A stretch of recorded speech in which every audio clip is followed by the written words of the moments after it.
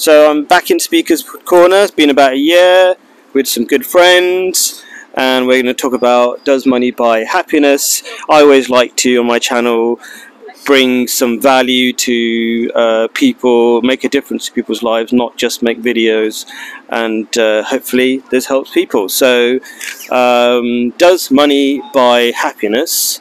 I'd say we need money to survive, but in our individualistic societies we become overly dependent on it at the cost of happiness. In fact, like we spend let's say we might spend money on Netflix. Netflix by itself is not good, but if you do that and think, oh, I'm gonna, instead of talk to my neighbours, I'm gonna watch Netflix, you've actually made yourself miserable, because people are in denial about one thing, which is we're made to be social.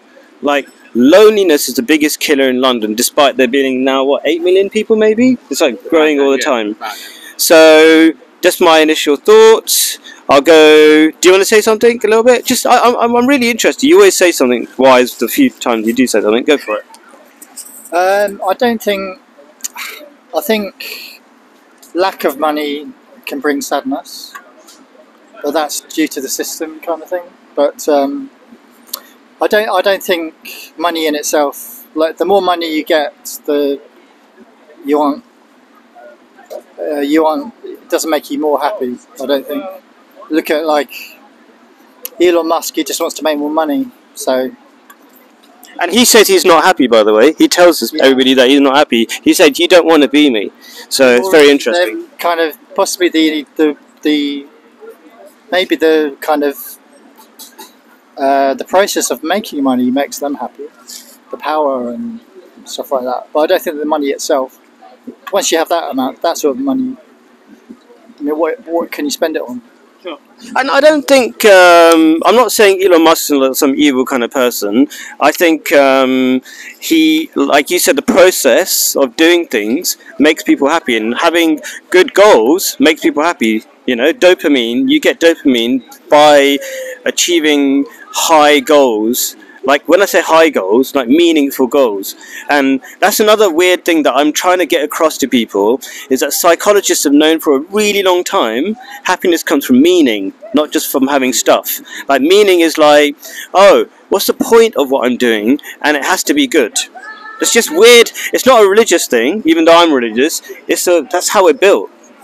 Oh, you're religious? Yeah, I'm a Muslim, so that's my introduction, I suppose, as well. But a kind of Muslim, a revolution. I'm part of a revolutionary group who want to spread. Where our famous motto is love for all and hatred for none, and we're going to change the world through love, and obviously wisdom and stuff like that as well.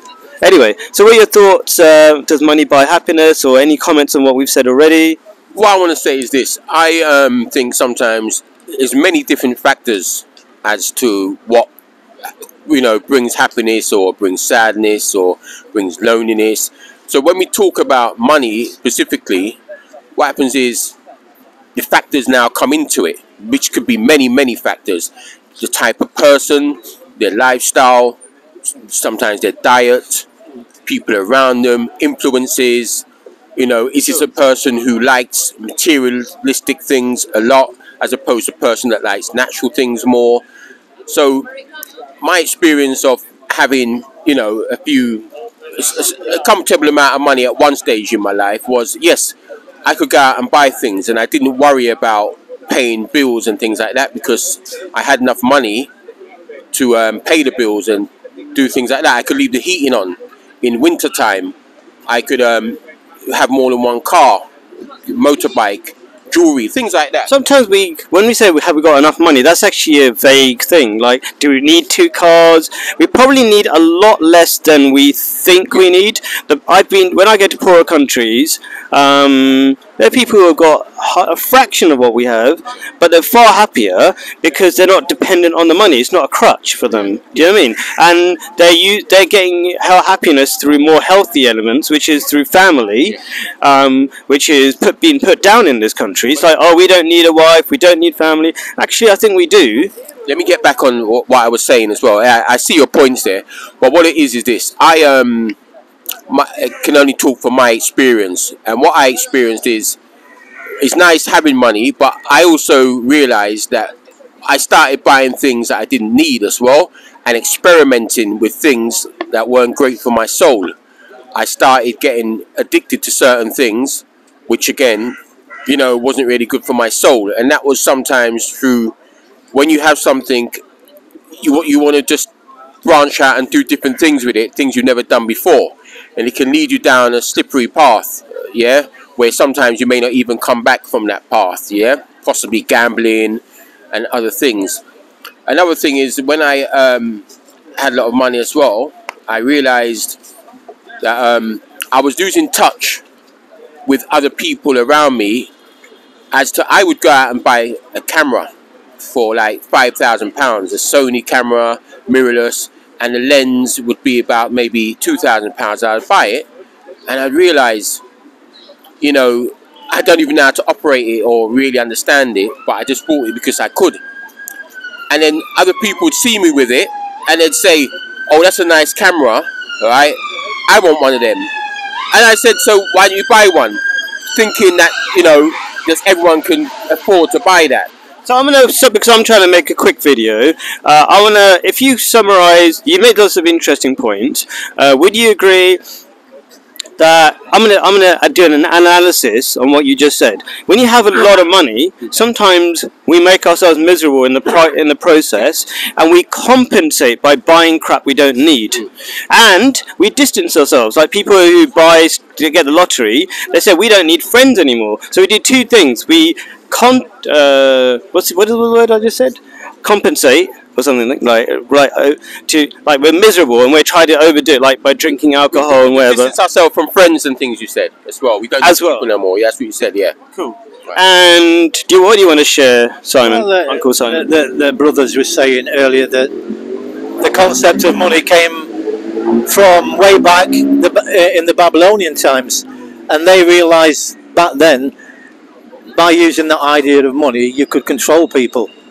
And create war, and use the booty from war to go on and do other things. But the question I asked my brothers here earlier was that, imagine tomorrow the banks closed down and everybody realised there was no such thing as money. What would we do?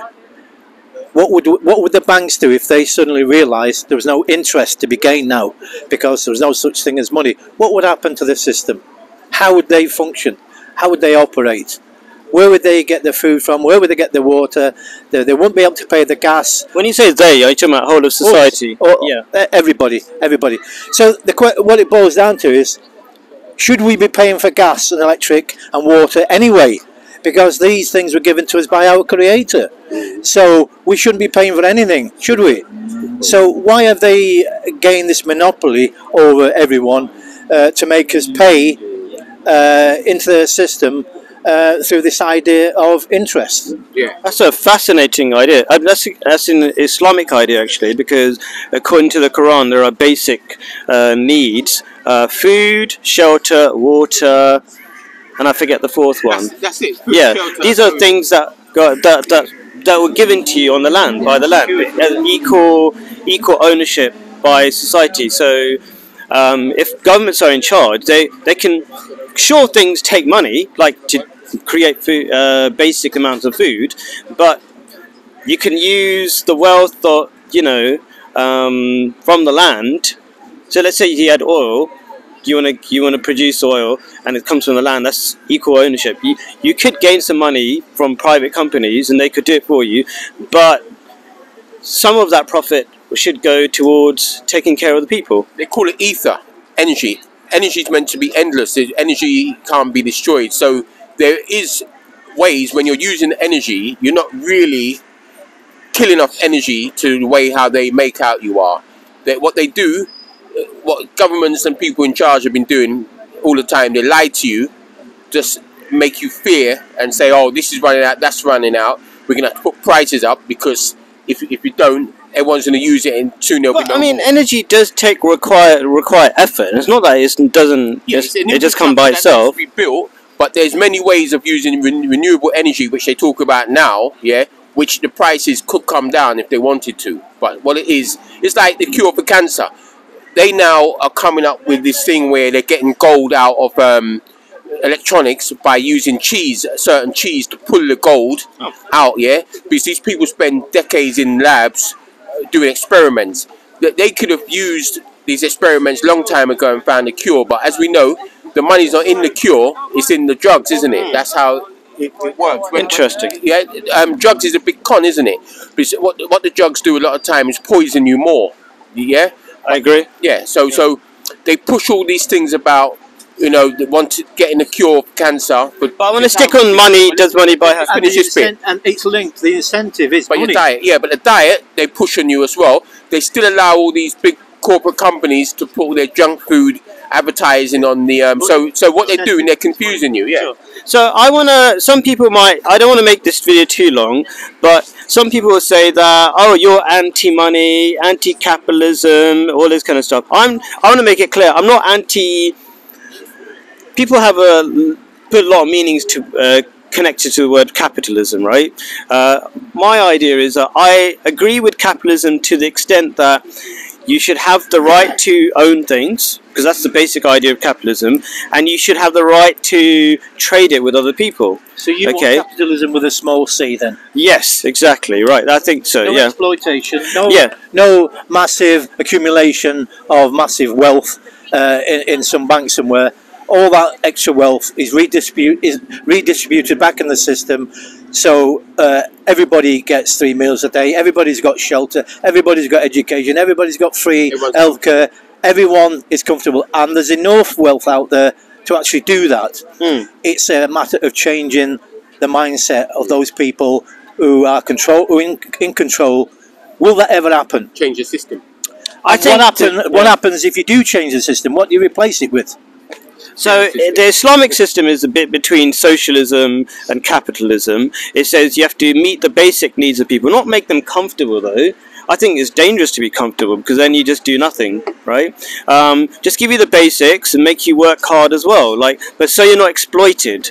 So like some places, like I think Amazon famously, people weren't given enough lunch breaks, so they had to wee in a bottle. I'm not sure if that's an exaggeration, but there is also some capitalistic slavery. So we should make give their people their basic needs. But let me just ask a quick question to round things off.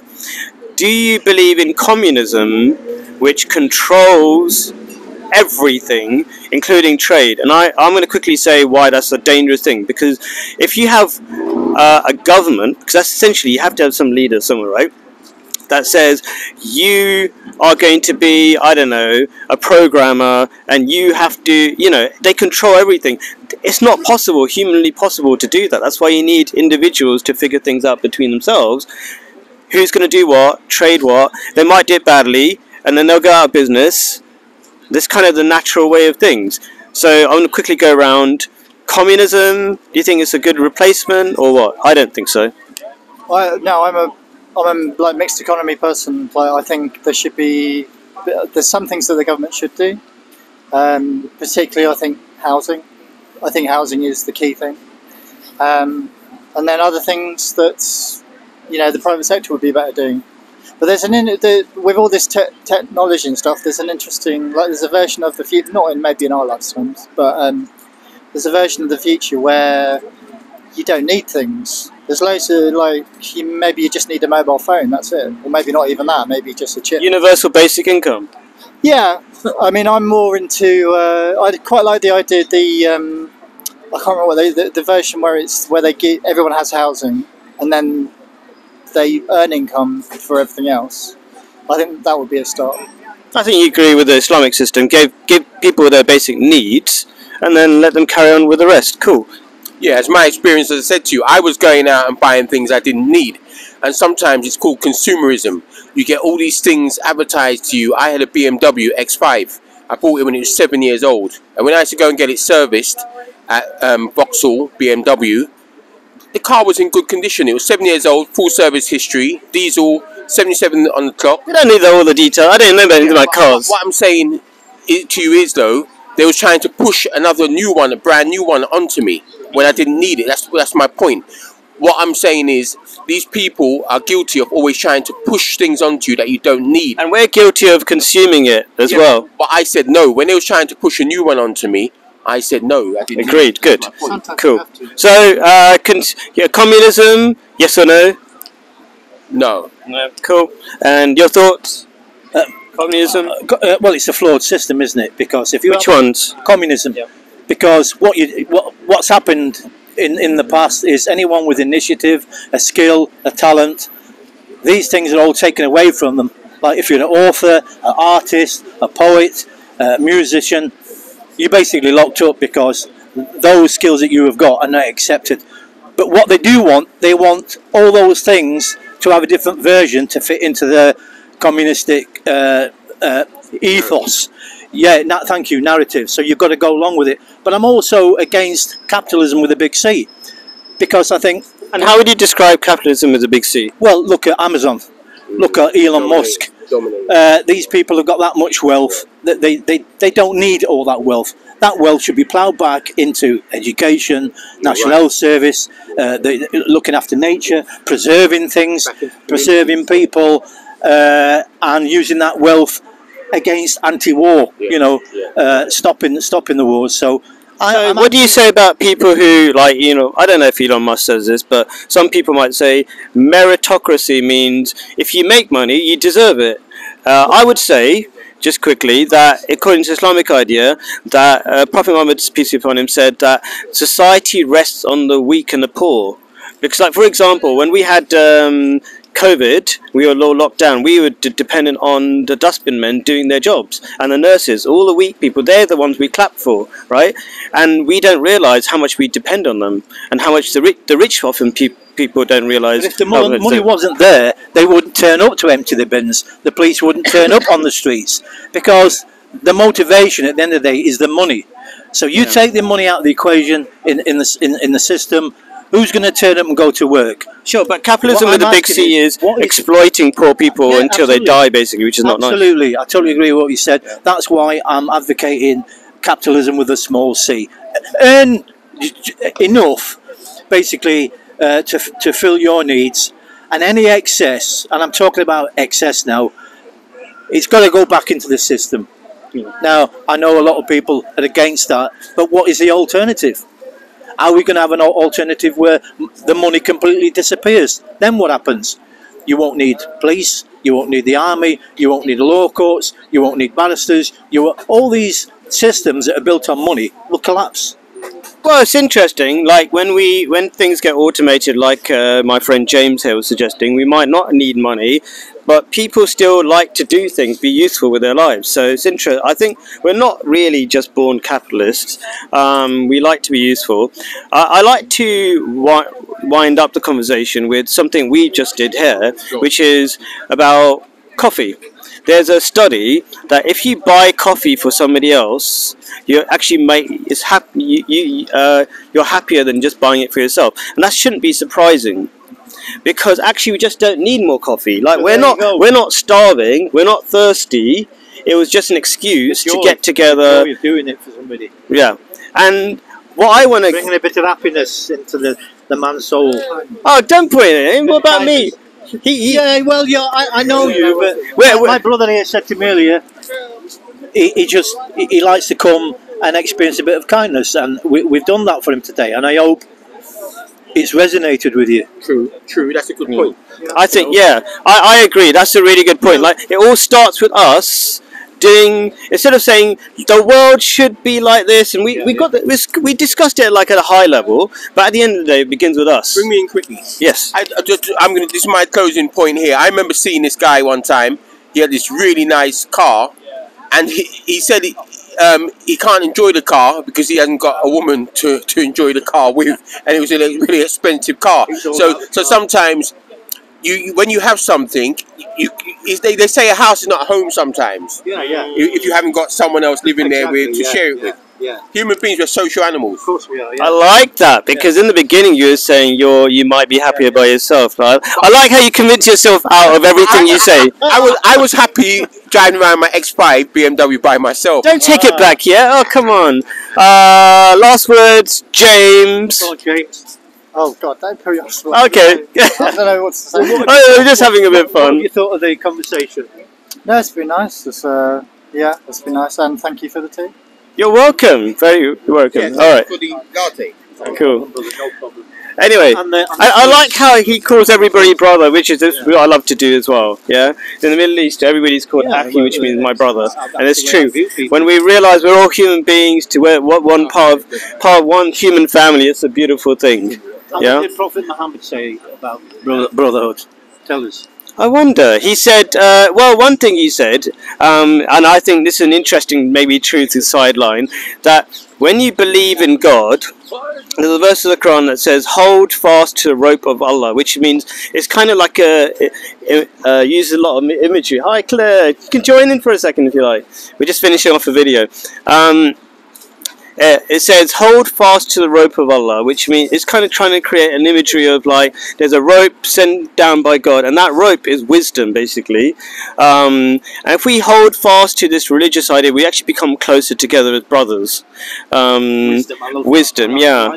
Without God, we forget, we lose the common thread that ties us essentially. We become strangers and even enemies all the time, which is what I find in London as we become more atheistic. And there's a lot of evidence to say that. Yeah, I'm not a Christian, I'm a Muslim, but the studies show that as church attendance has gone down, we've become more depressed. We shouldn't be surprising because, you know, what is church? What is church?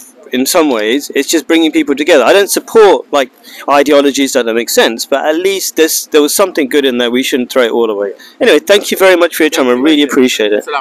Peace be upon you too.